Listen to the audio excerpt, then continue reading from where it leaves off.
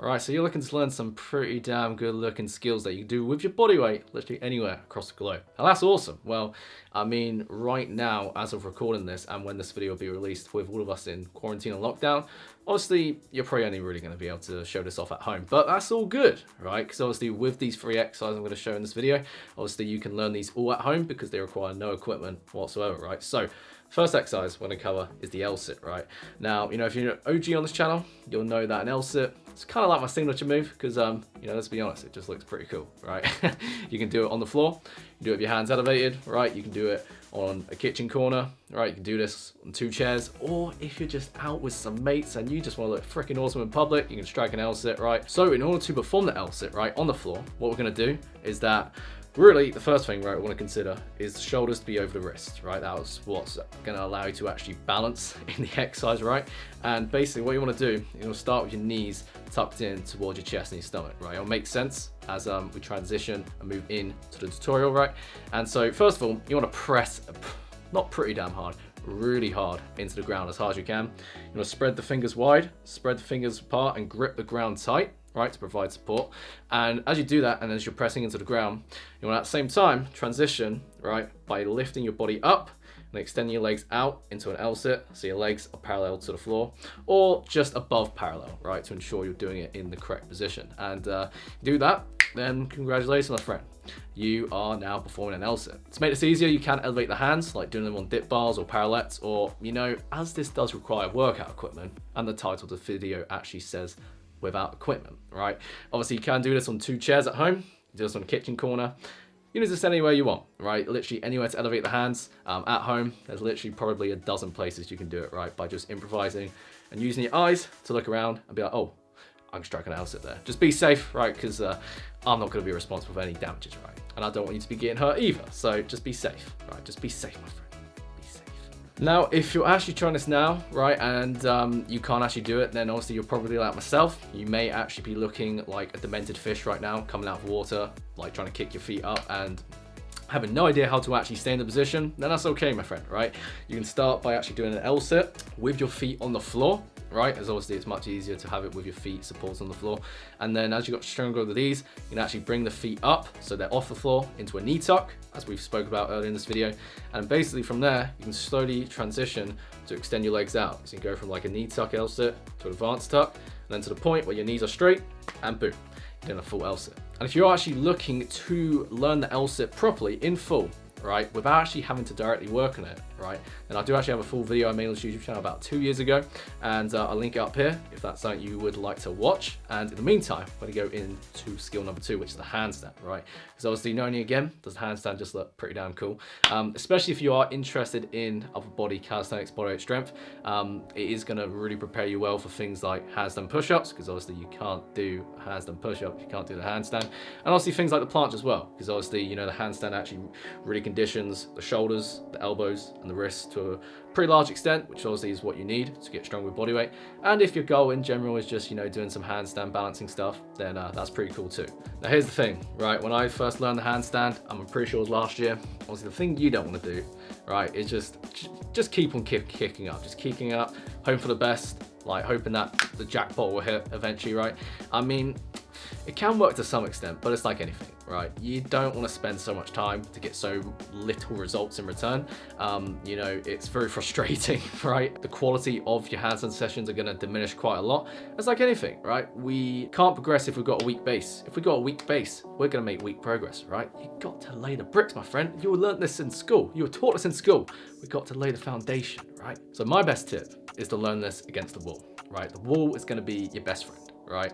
And I think especially a good prerequisite you can have before you actually learn the handstand, like balancing wise, is to be able to hold a pretty solid chest wall handstand for 30 seconds without fatiguing, no problems. Because if you can do that for at least 30 seconds, then obviously you're gonna have an easy time like learning the balance, because you'll actually have the strength to hold that position, right? And with a handstand, you want to focus a lot on alignment, right? It's all about stacking the joints on top of one another. So if we look at basically from top to bottom, right, the ankles should be over the knees should be over the hips should be over the shoulders shoulders should be over the elbows should be over the wrists, right? And as you're doing a handstand, right, a couple of key things you want to focus on.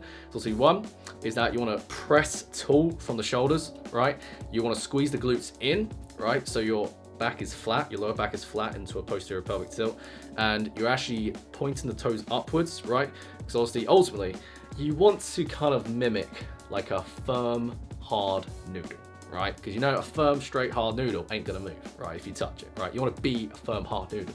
Because if you're a wet noodle, or you're like a curved banana, right, your lower back is all over the place, it's like your body just isn't going to balance, right? Your body's just gonna, like, your lower body's gonna fight with your upper body's gonna fight your lower body, and you're just gonna be all over the place, right? You don't want to do that. You want everything to be working in synergy, which again just takes time and skill, but really if you're doing it against the wall, right, you're gonna have a much easier learning it in the long run. So once we've got this in check, we can learn the balance, as I said. And obviously my two most recommended recommendations is to do a combination of chest to wall and back to wall, right? Chest to wall really helps with the balance and helping learn the under balance, pressing through the palms, right? And then the back to wall is great for obviously practicing over balance through the fingertips, right? So as I said, you simply kick up into the starting position or walk up if you're doing chest to wall, and basically you get in the starting position, both feet are against the wall, and then you release one foot from the wall, and once you're in position, right, you release the other foot from the wall, and from there you balance. Preferably, if you do lose balance, you want to go back into the wall so you can reset. But if you do go away, then obviously you can just do that cartwheel or whatever, which again is something I can cover in future videos if you want, to ensure you get the best out of your session. Now, once you're getting to the point where you're releasing yourself from the wall, you can do like 10 to 20 seconds plus, right? Without any issues, you're doing it consistently, right? Like our boss, right? You can actually start learning the kick up as a whole. Again, if you've got a strong base in balance, it's much easier to actually kick up into balance in the handstand because you've actually learned it, right? And as I said, this is something I learned last year when I was learning the handstand, which is something I'm currently relearning now. So if you are interested in how I learned the handstand when I first learned it last year in less than 3 months, then you can check out the card up here, because I'll show you how I did it, the full routine I followed, so you can kind of mimic those routines so you can get similar results, right? Now, the third skill with our body weight we can do at home without equipment, right, is the tuck planche. Now, this exercise doesn't really need to explain anything else, you know. If you see anyone doing this in the gym, in the park, anywhere, right, you just gotta think strong. You just gotta think, damn, that person's strong. Because that's the thing, right? It requires a lot of strength to do this exercise. So to start with this exercise, right, if you're confident that you have the strength, right, we're gonna kind of reverse the motion like the L sit, right? So basically you wanna start on the floor, right? But again, our body's gonna be the other way around, right? So we're gonna start by having our knees tucked in towards our belly and our chest, right? Elbows straight and locked out at the top, right? And basically from here, we're gonna lean our shoulders forward past our wrists, right? And from here, once you feel comfortable, we're gonna simultaneously lift the feet off the ground, right? Or hop up slightly if you feel you need to. And again, while keeping the elbows straight and the shoulders past the wrists, you're gonna make sure that your hips are over your shoulders or either in line, right? You wanna keep those form standards in check, while also, again, like the L-sit, the tuck planche, you wanna press down into the ground as hard as you can to actually maintain that position. Now here's the thing, this exercise ain't easy, right? Again, a bit like the L-sit, I was a bit like a flopping fish trying to do this initially, because ultimately if we don't have the strength, we're not gonna be able to get into the actual exercise itself. Otherwise we're gonna hurt ourselves, right? Which I don't want you to be doing, right? Don't hurt yourself, right? So, what we're gonna do initially, right, we're gonna start with a base, right? So a good starting point, right, with the pushing strength that the tuck planche mimics is, as a complete beginner, we start with incline push-ups, right? As we get stronger with incline push-ups, we can go down to floor push-ups. And once we get pretty solid at floor push-ups, we can, like the tuck planche, lean our shoulders past our wrists to actually make the push-up harder, like we would add weight in weightlifting, right? To do lean forward push-ups from there. And basically, the further we lean forward, the harder it's gonna be. So as we get stronger, we're gonna lean forward, right?